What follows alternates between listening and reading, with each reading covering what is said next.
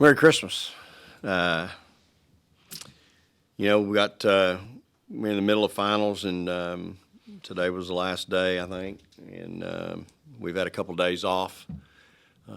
Got back in the gym on Monday right away. Had a good workout, I thought, and then we've had 2 days off. So we've got 4 practices now, really, to make hay. We've got to get better. These next 4 days are going to be critical to what we do in the next 3 games and probably beyond, to be honest with you. So we'll have a good workout today, and then I think finals are over today, and then we've got Friday, Saturday, and then Sunday we'll get up and work out here before we go down to Lafayette.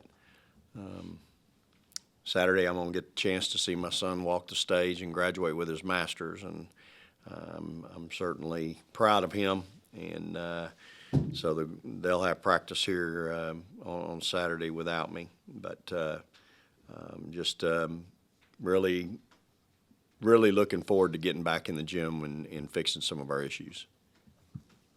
We'll take players for the questions, then we'll dismiss them so they can get ready for practice. Start with Danny. Jessica, Coach talked about your production over the first part of the season a little bit. What do you attribute that to? Is it just tell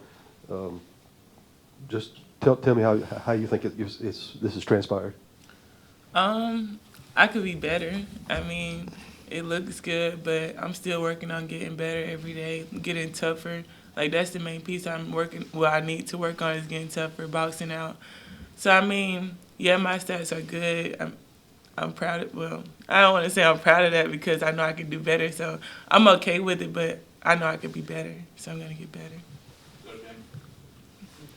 Just kind of in that same vein, I mean, Vic was talking about how, it's against Stanford, you're drawing double teams and things like that. What's that been like for you to transition to that where teams are game planning for you now, and what's that been like approaching games?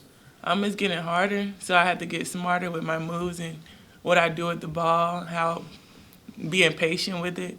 So just working on that.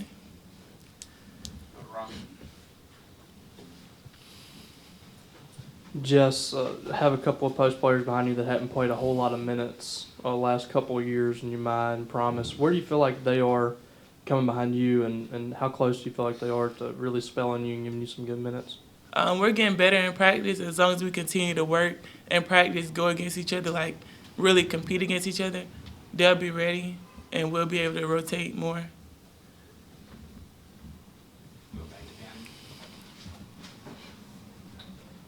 I think you ended up playing like 35 minutes the other night against West Virginia, but Liv kind of traded awful bit this year. How do you feel like you guys are, complimenting each other so far, and how far along do you feel like she's coming, at least in the early going this season?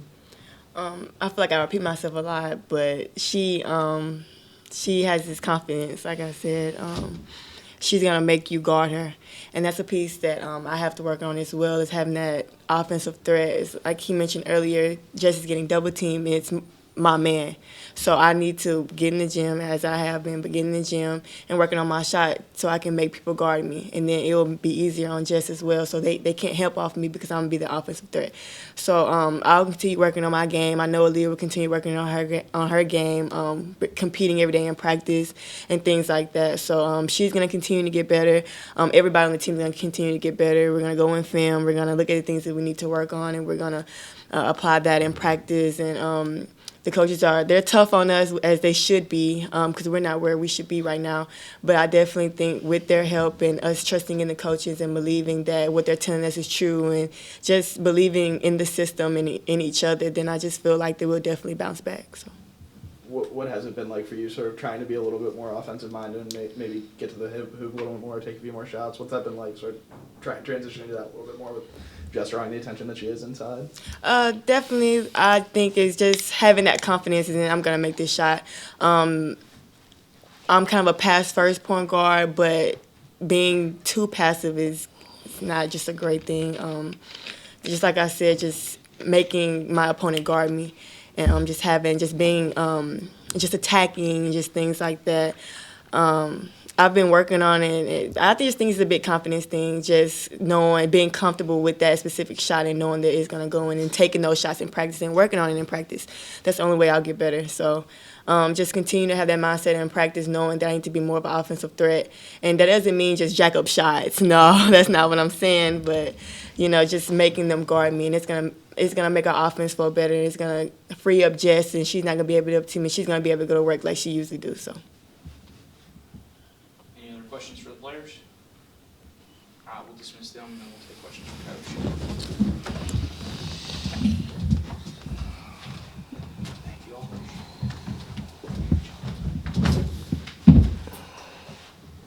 All right, questions for coach? Sorry, Ben. Vic, kind of piggybacking off that, how have you seen Maya kind of embrace being a little bit more focused, more offensive, being more of a threat on the offensive end, and how much have you guys talked about that as something to sort of work on in practice, at least in the last week or so? Well, she knows, and that's something that I think she's got to continue to work on. So, she's really good finishing, driving to the rim, and she's really good at that. And she made a little runner the other night in the game, but whoever's playing that position, whoever's playing on the floor for us, you have to carry your own weight, both ends. So if you can't guard, they're going to know that, and they're going to attack you. If you can't score, they ain't going to guard you. So that's just the nature of the beast at this level. It hasn't changed in the last 34 years that I've been doing it, 35 now.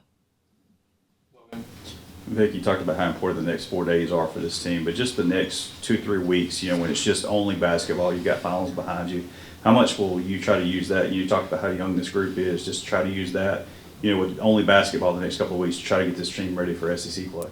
Yeah, I mean, it's going to be big for us. We're fixing to get on the floor at 2, and we'll lift afterwards, and tomorrow we've got to get on the floor early, and we're limited because of graduation and practice facilities not being available. So we'll get up early tomorrow morning, go 7 to 9:30, and the guys will come on at 9:30. But we only have one floor available, and then Saturday and Sunday, will be big days for us also. So we've got to go to work. I mean, we've got to get better. We've got to address some of these things, and if we got to fix it.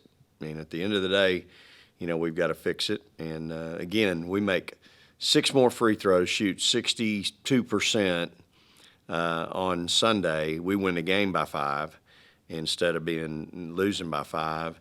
And then all these problems are masked, and you don't deal with them. And so I think it's good.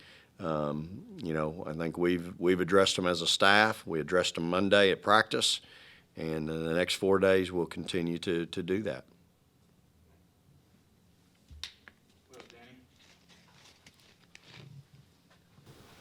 Coach, I know it makes you proud probably to hear Jessica over there saying she's not satisfied where she is, even though she's averaging a double-double. And as you said at the luncheon, this guy's got the stats at this time last year Tierra had pretty much. Yeah, the thing Jessica probably doesn't realize is that, the stats say she's really impacting our team, and she is.